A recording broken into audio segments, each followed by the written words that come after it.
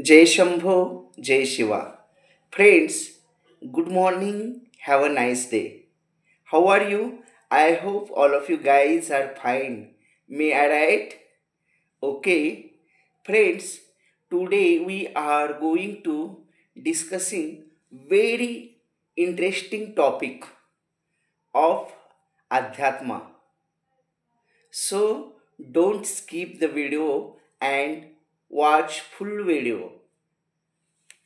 तर मित्रांनो, आजच्या व्हिडिओ लेक्चरमध्ये आपण आपल्या भारतीय अध्यात्म यामध्ये जे गुड नॉलेज आहे आणि त्याविषयी आपण सविस्तर डिस्कस करणार आहोत. तत्पूर्वी देवादिदेव महादेव यांना त्रिवार वंदन करून आपण आपल्या व्हिडिओला सुरुवात करूया. ओम नमः शिवाय. ओम नमः शिवाय. ओम नमः शिवाय. तर महादेवजींचे आशीर्वाद घेऊन आपण आपल्या आजच्या व्हिडिओ लेक्चरला सुरुवात करूयात. कारण आपण जर अनन्य भावानं देवादिदेव महादेव यांना शरण गेलं म्हणजे सरेंडर झालं तर आपल्याला आपल्या जीवनाचा मार्ग सापडतो. आपल्याला आध्यात्मिक आपले नॉलेज आहे ते समजायला लागतं. म्हणजे आपल्यातलं आध्यात्मिक तेज वाढतं. चेहऱ्यावर एक प्रकारचा आध्यात्मिक ग्लो येतो, जेणेकरून आपणाला हे जीवन हे भयावह जीवन जे आहे हे चांगल्या पद्धतीनं कसं जगता येईल परमेश्वराचं नामस्मरण घेता घेता. आणि आपल्याला आपली ही जीवन नौका आहे ते पहिलं तीरावर कशी नेता येईल. कारण हे जीवन आपला हा प्रवास आहे. जीवन हा एक प्रवास आहे आणि तो प्रवास करत असताना तो आनंदात कसा आपल्याला करता येईल आणि आपल्याला पहिलं तीर कसे गाठता येईल याविषयी आपण जर भगवान शंकराला, विष्णूजीला म्हणजे जे इष्टदैवत आहे त्यांना अनन्य भावानं शरण गेलं तर हा प्रवास सुखकर होतो आणि होतोच, नक्कीच होतो. कारण ही आपली नौका कशी आहे, आता तर कलियुग चालू आहे आणि कलियुगात बघा दुःखाचं युग आहे.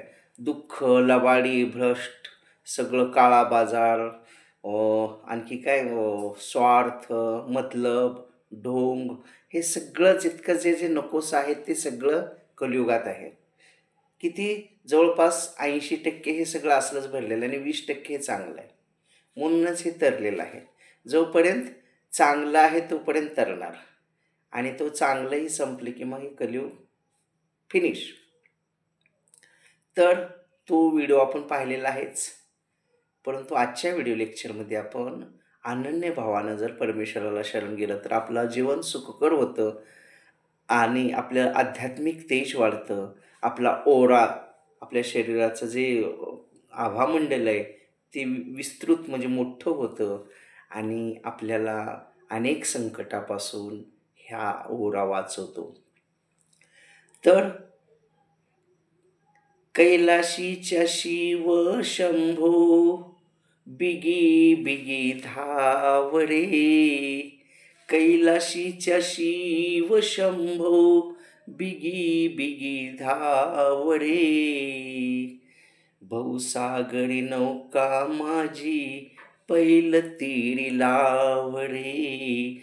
भवसागरी नौका माझी पैल तीरी लावरे. म्हणजेच आपली ही जीवन नैया किंवा जीवनाची जी नौका आहे हेलकावे खात आहे. याला पैल तीरावर कोण लावेल तर भगवान शंकर लावणार आहेत, दुसरं कुणीही लावणार नाही. किंवा देवादिदेव महादेव असतील, विष्णूजी असतील, म्हणजे जे आपले इष्टदैवत आहे तेच आपली ही जीवन नैया पहिलं तीरी लावणार. ती ताकद दुसऱ्याकडे नाही आहे. आणि म्हणून आपण अनन्य भावानं परमेश्वराला शरण गेलं पाहिजे. मग आपलं आध्यात्मिक तेज वाढतं, आपल्याला आध्यात्मिक नॉलेज येतं. आध्यात्मिक नॉलेज म्हणजे तरी काय, आपलं ऋषीमुनींनी भरपूर आपल्या भारतीय संस्कृतीमध्ये गूढ असं नॉलेज आहे. म्हणजे पूर्ण जीवन जगत असताना किंवा पूर्ण जगामध्ये ब्रह्मांडात काय आहे हे सगळं आहे नॉलेजमध्ये ते. ऋषीमुनींनी आपल्यासाठी काय काय केलेलं आहे. 4 वेद लिहिलेले आहेत, 6 शास्त्र लिहिलेले आहेत, 18 पुराण लिहिलेले आहेत, 64 कला लिहिलेल्या आहेत. तसेच 3 हट्ट, 6 योग आणि 9विधा भक्तीत सांगितलेले आहेत. तर आपण स्टेप बाय स्टेप याची चर्चा करूयात. तर 4 वेद कोणकोणते आहेत? एक ऋग्वेद, दुसरं यजुर्वेद किंवा यजुर्वेद, तिसरं सामवेद आणि चौथं अथर्ववेद. हे 4 वेद आहेत. हे जर 4 वेदांचा आपण अभ्यास केला तर आपल्याला पूर्ण गुड नॉलेज, जितकं काय नॉलेज आहे ते मिळतं. परंतु आपली अभ्यास संस्कृती बघा, म्हणजे आपल्या अभ्यास संस्कृतीत आपल्या हिंदू धर्माचं काहीच नाही आहे. इतर धर्मियाच्या संस्कृतीमध्ये त्यांच्या धर्माचं शिक्षण देतात, परंतु आपली शोकांतिका आहे की आपल्या धर्मात आपल्या हिंदू धर्माचं शिक्षण दिलं जात नाही.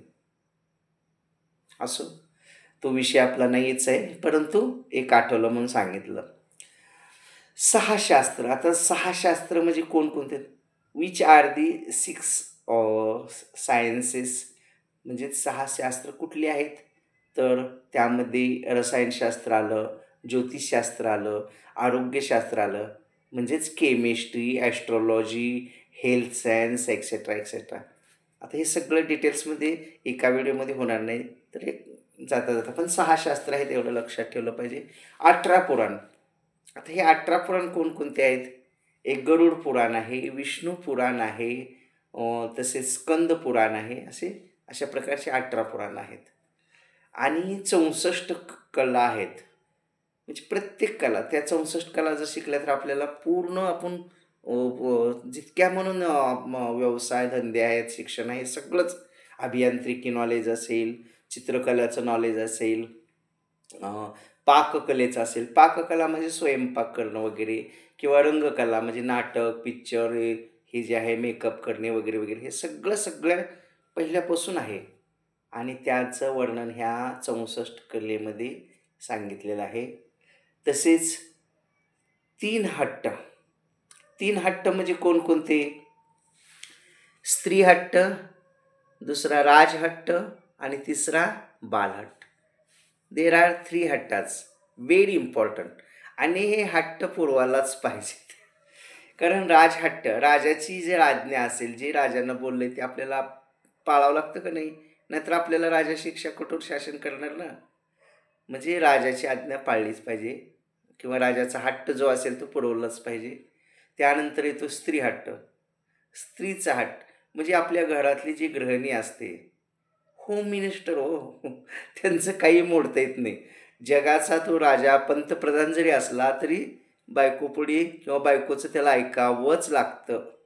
दॅट इज कॉल्ड ॲज स्त्री हट्ट. अहो, येताना हे आणा, जर नाही आणलं तर मग घरात भांडी कणकण वाजतात. आता हे भांडी वाजण्यावरून एक मला फिश पॉन्ड आठवला. मी कॉलेज जीवनामध्ये, आता नावं घेत, त्यांची आडनावं नाही घेत, तर एक 4 ते 5 मुली होत्या आमच्या वर्गमैत्रिणी किंवा वर्गातल्या. त्या सारखं असं किलबिल असं भांडत राहायच्या. आणि त्यांच्यावर तो फिश पॉन्ड पडलेला होता. अमृता, शुभदा, तेजस्विनी आणि सुनंदा आणि चेतना.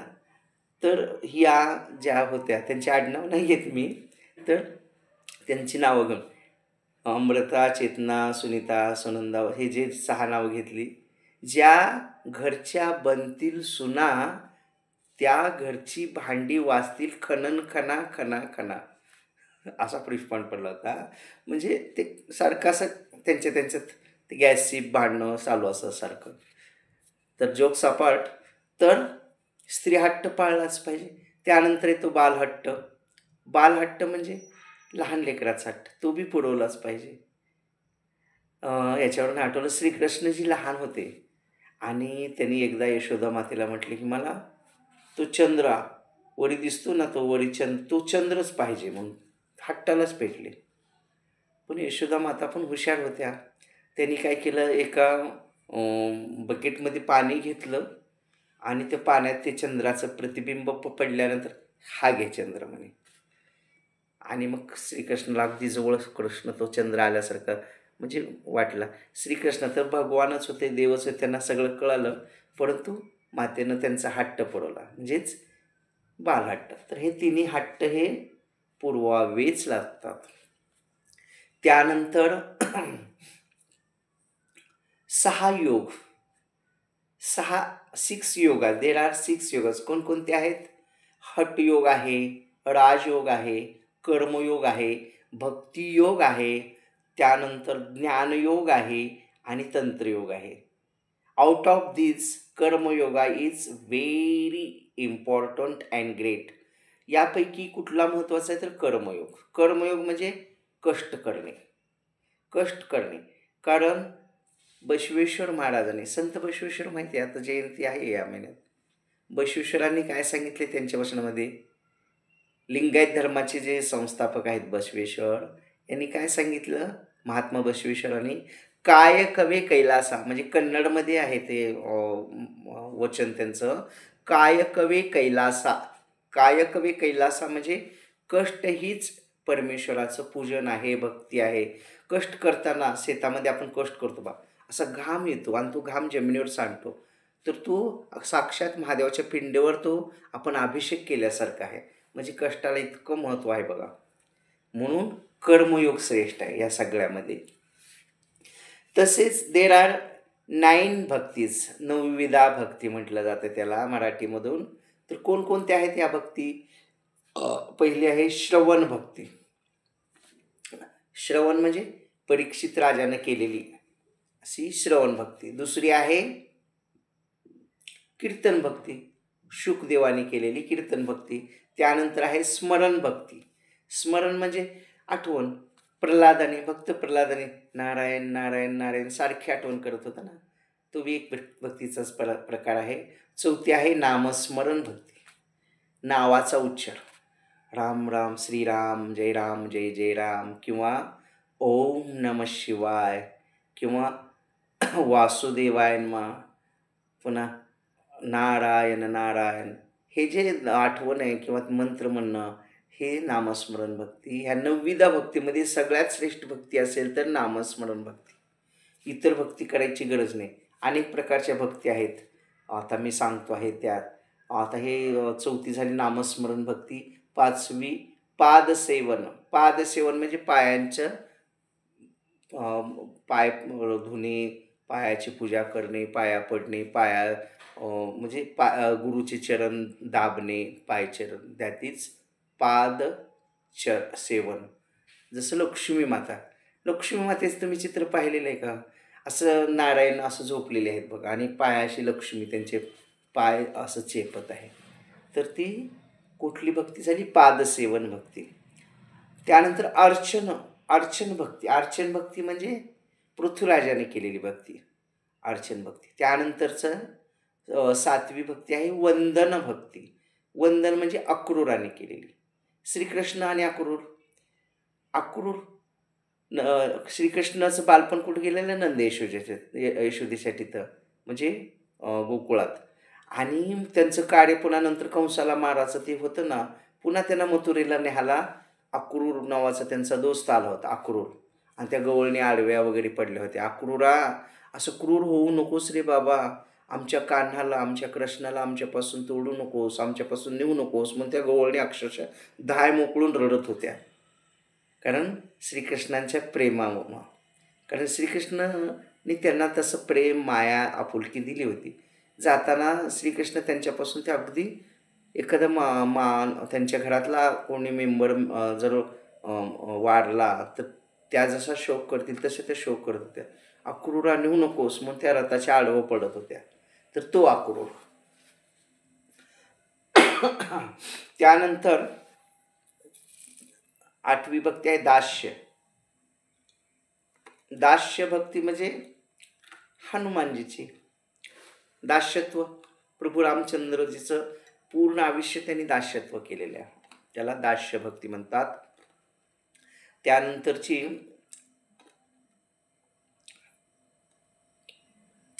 सख्य सख्य म्हणजे अर्जुनासारखं, सखा अर्जुनासारखा सखा, ही झाली 8वी भक्ती.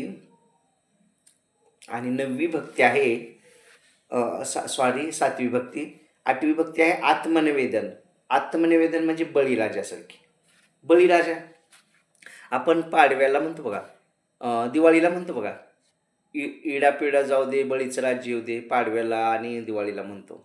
बळी हा राजा खूप चांगला होता वगैरे वगैरे, परंतु त्यांना अहंकार आलता आणि त्यामुळं पाताळी घातला त्यांना श्रीकृष्णाने.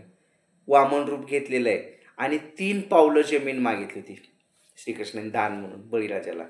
मग पहिला पाऊल ठेवला, दुसरा ठेवला की पूर्ण पृथ्वी संपली. आता तिसरा पाय कुठं ठेवू म्हणे, ते म्हणे ठेवू माझ्या मस्तकावर. मग त्यांनी बळीराजाच्या इथं पाय ठेवला आणि तो पाताळात गेला. ही कथा आपण आपल्याला सगळ्याला अवगत आहेच, माहीत आहेच.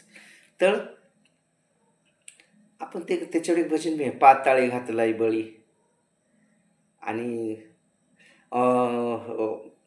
महादेवाच्या आज्ञेनं त्याला पाताळात, कारण गर्व झालता आणि महादेव म्हटले याला गर्व झाला आणि ते गर्वाचं हरण करण्यासाठी. तर तो मला वाटतं अभंग किंवा गवळण आहे. चंद्र गवळणीसाठी देव झाले वनमाळी, दुष्टा भक्ता ताडिले दुष्टा मारिले, पाताली घातलाय बळी. भक्त ताडिले दुष्ट मारिले, पाताळी घातलाय बळी. चंद्र गवळणीसाठी देव झाले वनमाळी, चंद्र गवळणीसाठी देव झाले वनमाळी. म्हणजे वनमाळी म्हणजे हे फुलाचे हार वगैरे करतात ना, तसे चंद्रगवळणीसाठी झाले देव. आणि त्या बळी राजाकडे जाऊन त्यांनी त्याच्याकडून जे हे त्यांनी दान मागितलं होतं आणि ते त्यांनी 3 पावलं दान मागितलं होतं, तर 3ऱ्या पावलात त्यांनी त्याला घातलेलं आहे. हा. आणि नामस्मरण भक्ती 9वी भक्ती आहे ती नामस्मरण. स्मरण भक्ती कुणाची? ती प्रल्हादाची. फक्त स्मरण. नामस्मरण म्हणजे अखंड चिंतन. राम कब आओगे मेरे राम, कब आओगे मेरे राम म्हणून शबरी माता माहिती आहे ना, जिची उष्टी बोरं रामाने खाल्ली होती. मग तिनं उष्टी बोरं का दिली ती आणि रामाने का खाल्ली, याच्या मागटलं गूढ माहिती आहे का? रामाविषयीचं प्रेम आहे. माझ्या रामाला कुठलंही किडकं बोर जाऊ नये, आंबट बोर जाऊ नये, अशी तिची धारणा होती. त्यामुळे तिथे दाताना असं काढून बघायची. तिच्या मनी ध्यानी पण आलं नव्हतं की आपण उष्ट करत आहोत. मग फक्त ती चाकून बघायची हे चांगलं आहे का, आणि चांगलं असलेलं बाजूला ठेवायची, जे म्हणजे कीड लागलेलं किंवा आंबट आहे ते फेकून द्यायची. कारण ती अज्ञानी किंवा अशिक्षित महिला होती. त्यामुळं तिच्या लक्षात पण नाही आलं नाही आपण म्हणजे असं उष्ट करत आहोत हे ते. फक्त भक्ती तिला की रामाला गोड बोर द्यायची म्हणून. आणि दररोज तिनं असं ते पायघड्या म्हणजे गुरु महाराज वगैरे त्यांना आपण असं अंतरतो बघा, तसं फुलाचा असं पायघड्या तिच्या झोपडीसमोर असं घालून ठेवायची. आणि दररोज राम जणू आजच येणार आहेत अशी तयारीत तिनं राहायची, आरती वगैरे घेऊन. परंतु ज्यावेळेला राम वनवासात होते त्यावेळेला ते शबरीच्या भेटीला आलेले आहेत आणि तिची ती उष्टी बोरं खाल्ली. मग लक्ष्मण म्हटले, म्हणजे तिचा अवतार, आता ती आदिवासी होती, तितकी काही स्वच्छ वगैरे नसेल, परंतु भाव बघतो देव. मला तिचं मन एकदम प्युअर होतं ना, स्वच्छ. तिचे केस वीस कटलेले, दात कसं तरी ते पहिल्या बायका ते काय लावतात ते काळं असं मंजन लावल्यासारखं, दातवन लावल्यासारखं, तसे दातवन वगैरे लावलेले, म्हातारी झालेली क्रश. त्यामुळं आणि असं थोडंसं खेड्यातलं किंवा अगदी आश्रमात राहिल्यामुळं तर आणि त्यामुळं ते असं उष्टी करून दिलेले बोरं. मग लक्ष्मण हे उष्टी तुम्ही तिनं उष्टी बोरं दिलं आणि तुम्ही खाल्लीत, पण त्याच्या मागची प्रेम, त्याच्या मागचं माया हे रामालाच माहीत.